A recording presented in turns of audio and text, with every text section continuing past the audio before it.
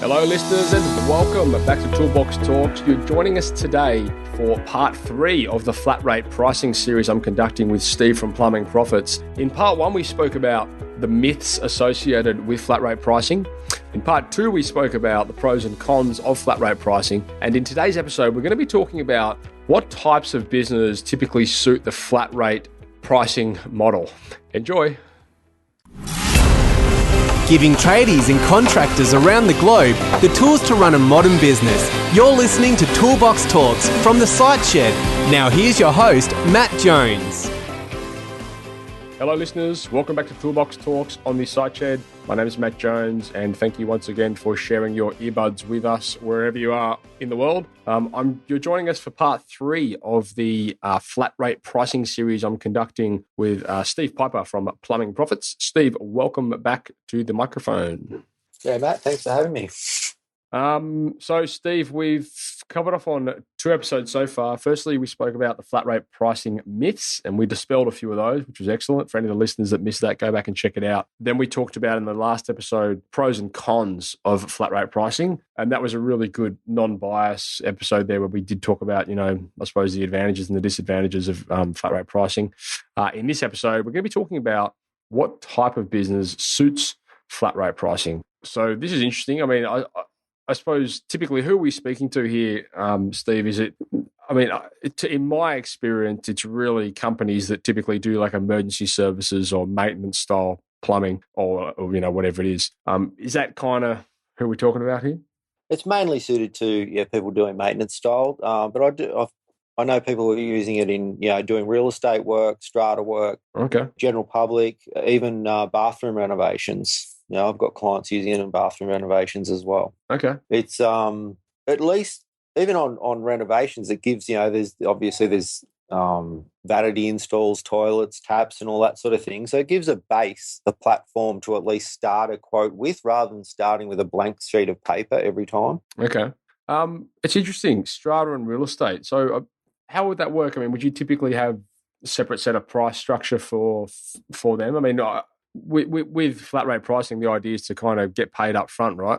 Well, that obviously, the more jobs you can get paid up front, the better. But your real estates and your stratas aren't going to do that. But often, especially with real estate jobs, you may actually have like a approval to work up to a certain amount, say a few $100s, before you have to get approval to do any extra work. So, and normally once it goes over that, they'll normally want a quote anyway. Mm-hmm. So it enables the person on site, I guess, to do a quote for that work. Okay, so when you're submitting a flat rate quote for a strata company, is it the same process? Like the technician's out on site, he's obviously investigating the problem, and then he would then submit that quote via, like digitally, I'm guessing, through email to the strata company, and they'd say, "Do you want to go ahead?" Is that the idea? Yeah, well, you could do that, straight through, or he may send it back to the office for approval, and then it gets shipped off, depending on how individual businesses want to do it. But often, those businesses that get a few guys doing strata work, the boss ends up, either the boss or they've got to employ someone, leading hand or whatever. It's got to run around and check all these jobs that need quotes. So you're paying basically a whole extra person just to run around and do quotes, right? Where they could actually be done by the plumber on site, following the system. Do you find that I suppose back and forth? I mean, if I was on site and I did want to, and I was quoting the job, but then I had to go back and get approval from the strata company, I imagine obviously there's going to be some sort of time disadvantage there from doing that. I mean, how would you typically address that in the scenario where you're dealing with real estates or stratas in comparison to your typical COD customer? Well, I guess I'm only talking about using those for strata and real estate where you can do a quote or where they want a quote. Right. If they normally charge by the hour and that's how their strata and real estate wants to work, then that's fine too. Yeah. They generally work like that just because that's the way they're used to it. Okay. That's they've never really been offered an alternative in most cases. Right. Well, that's true as well, isn't it? I mean, yeah. That's probably something that people need to be conscious of. Just because you've always done it one way doesn't mean it's the best way. No, well, I guess when you've got a job, you get paid by the hour. When you've got a business, I think you should get paid for results. Yeah. So typically we're talking here, like the type of business that would suit flat rate pricing would be anyone that's sort of in emergency or maintenance or something like that, right? Yeah, that's generally where it's best used. Yeah. Okay, so we could be maintenance plumbers, could be emergency, electricians. It could be, I don't know, what else could it be? Yeah, well, they generally most plumbers at least generally do some maintenance. Yeah. So it can be used at a variety of different tasks. Really, probably not applicable to your builder. Well, I think most builders quote jobs anyway, don't they?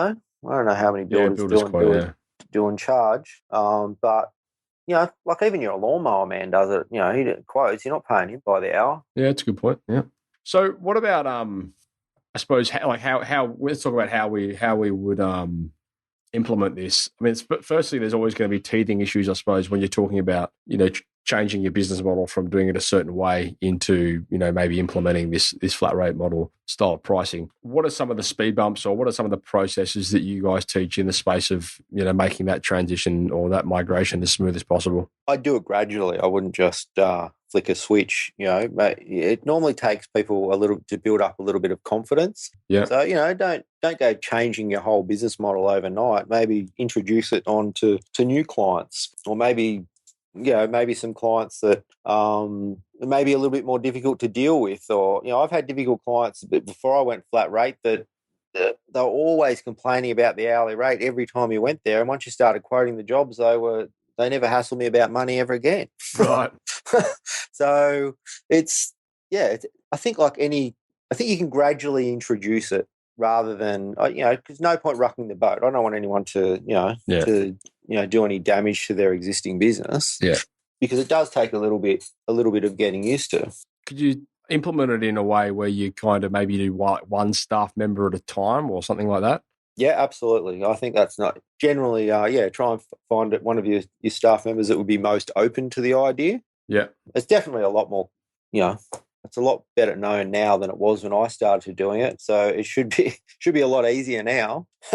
So how would you set it up so you get basically your flat rate book or your app where you can add all the information into it. How do you go about setting that up? It's basically you just go in and you enter your details, upload your logo. Basically, there's step-by-step instructions, but basically you put your hourly rate in, and then you can have a look at how all the tasks pan out as the formula works, and you can go through each task and see what your selling price for that would be. So then you can go and change it, and you can play with it until you're happy with it. Yeah, okay. I suppose initially I don't know. You tell me. Would it be a case of it's probably the best thing a business can do, to be honest, is go through and actually figure out what their actual costs are. I think that would be a really good place to start. I think a lot of people don't. Exactly.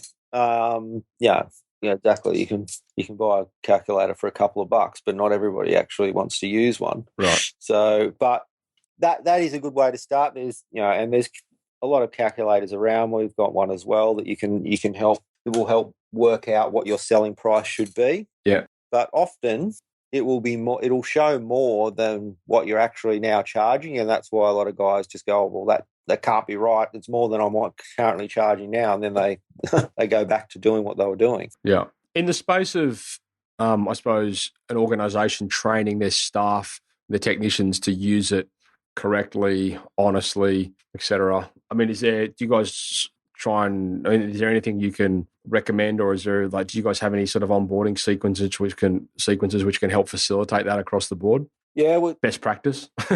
Yeah, I think one of the best practice you can do is just getting used to what tasks are in the book and knowing where to find them. And the other thing is to have a scenario and go, okay, this is the job we're going to go and do today. A mixer tap.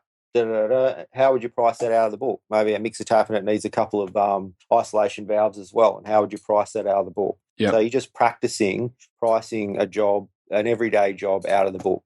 Yeah. And you can also pull out a couple of old invoices and see how that compares with some jobs that you've already done in the past. And would you typically with the projects, regardless of the task, is it always kind of about giving the customer options and sort of saying, well, A, B, or C?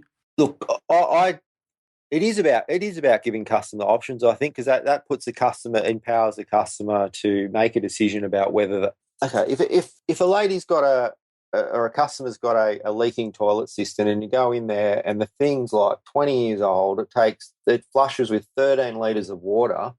Are you really doing the right thing by just fixing that toilet, or should you say, okay, well, this was the minimum you'd have to spend to just fix your problem now, or we could replace it with a water-saving toilet, and with the two options, and that empowers them to decide what they want. Yeah.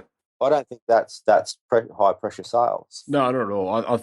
I think it comes back to the communication and the way you train your staff to present. I mean, we do it as well. It's about presenting customers with options, and I firmly believe like sales is changing so rapidly now. And you actually touched on it. How you were saying it's becoming more and more of an honest society that we live in that regard. I think it's because you've got to kind of be transparent. You've got to say, well, listen, this is the scenario. You can do this, and these are going to be the results. You can do this, it's going to be the results. It's up to you, but this is going to cost a little bit more, but it will save you more money in the long run.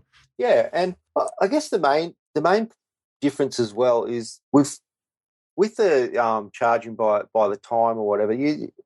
We find a lot of guys are booking in a lot of jobs per day, and they're sort of rushing through the day. I know I've had tradesmen here that, they come and they fix something, go, oh, do you mind looking at, a couple of others I've got in the other rooms? Oh, no, I'm too busy. I'll have to ring you back. I have to make another appointment, and they're gone again. Right. So it's about allowing enough time to actually service the customer properly and actually give real customer service. Look for those other things that you may be able to offer the customer. Yeah.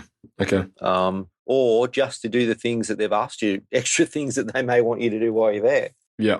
Do you the program that you guys work with? Does it come in a hard book copy and then I suppose a digital format as well, or is it up to the client to your client to decide?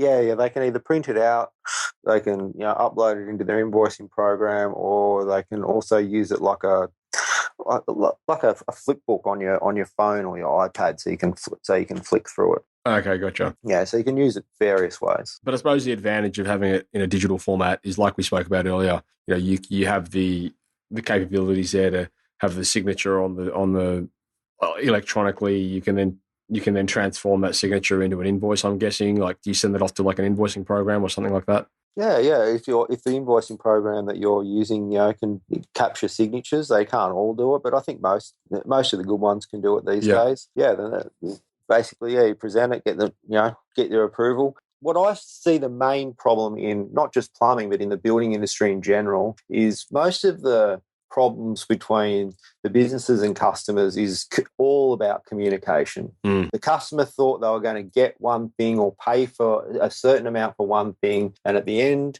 they got, or it was cost a different amount. And you can't. And once you get rid of that, I guess everyone gets on the same page and they know exactly what they're going to get. They know exactly what it's going to cost them. It gets rid of all that bad communication. Yeah. Do you find like it improves like staff relations, and like it makes people sort of want to stay on and work with companies that have this system in place, or they have like a flat rate model where they can kind of see things working and the communication sort of is a little bit more open? Yeah, I don't know that any of the guys that have worked with us have ever gone back to charging by time and materials. Yeah, right. I imagine it would make it a lot easier, and it sort of brings on a new level of transparency, within, I suppose, what's being charged, what's being presented, what the technician could potentially make in earnings and that kind of thing. Yeah, and don't get me wrong, I don't see anything wrong with some sort of a bonus system, because there has to be some incentive. Yeah, incentive to do those extra work. Like if you've got a guy who's going clearing drains, if there's no incentive at all to offer a permanent solution for that problem, then he may not do that. So a lot of the times, if the incentive program is done properly, it actually increases customer service as well, right? And not just sales. So and But you've got to reward that. We had a reward for raving fans, and we had a reward for most improved. Yes, we had a sales award as well. But yeah, there's multiple award things that you can award them for. So, as a bit of a framework for any of the listeners out there that have been considering Flatrate, and they wanted more information on it, and I know we have listeners that are asking these questions because they're the ones that asked me to do this series. What's a bit of a framework, I suppose, for them? Like, where should they go from here? Well, they can head to the site plumbingprofits.com.au, and you can you can basically jump on and get a demo of the book, or they can give us a call. Happy to have a chat. Yep. Obviously, there's I could sort of if they've got any questions that we haven't covered here today. Yep. More than happy to have a chat. So I suppose realistically, if there are listeners out there, they are doing service-based business, or they might be doing, emergency work or whatever it is. Perhaps you're in that scenario where you are invoicing clients and chasing debts, and you really want to start getting paid for paid on time on site. I mean, these are kind of the typical problems I'm guessing that a lot of people may have when they look into adopting a flat rate style model. So basically, it'll help you if you're tired of chasing debts and you want to get paid on time. If you're sick and tired of like quoting or spending all this time quoting jobs that are the same. I mean, it sort of puts a bit of a systemized approach to all of that. If you're an emergency service, then absolutely, it sort of helps you address a lot of the questions that your customers may be answering. It sort of addresses them up front. So I would say for sure, if you're in that scenario, then by all means go and check it out. So anyway, we'll post some links to obviously plumbingprofits.com.au in all the show notes, and there's a little cheat sheet there as well, I think, that you guys have provided, which is fantastic. If you want to, if any of the listeners want to come and download that, then you can get that from within the show notes. Steve, thanks very much for your time. Much appreciated from myself and, of course, the listeners. Thanks for having me, mate. I dare say there's going to be questions, so I may have to bring you back on the show or get you to answer in through email. Yeah. If that's okay. Anytime. All right, mate. Well, look, thank you very much. And that pretty much brings a wrap to this series on flat rate pricing. Thanks again for joining us. And if you listeners enjoyed that, then please go ahead, leave us some comments in the show notes, or better still, head across to iTunes and leave us a review. It helps our rankings, and we wouldn't be able to do this without your reviews. So go and do it. Thanks, Steve. Thanks, Matt. See you, mate. Thank you for listening to another episode of Toolbox Talks. If you're liking what you hear, then you can head across to the siteshed.com, where you can join our community by signing up to our Toolbox Talks. You'll get sent a weekly notification, which is basically a highlight of everything that we've spoken about during that week, along with any other industry news that may be relevant or specific to the trades. If you're enjoying the show, you can head across to iTunes, Stitcher, or SoundCloud, where you can leave us a review. That would be fantastic, and all the reviews get read out in the show. Likewise, if you have any friends or colleagues that you think would benefit from the show and the episodes that we create, then please go ahead and share it with them.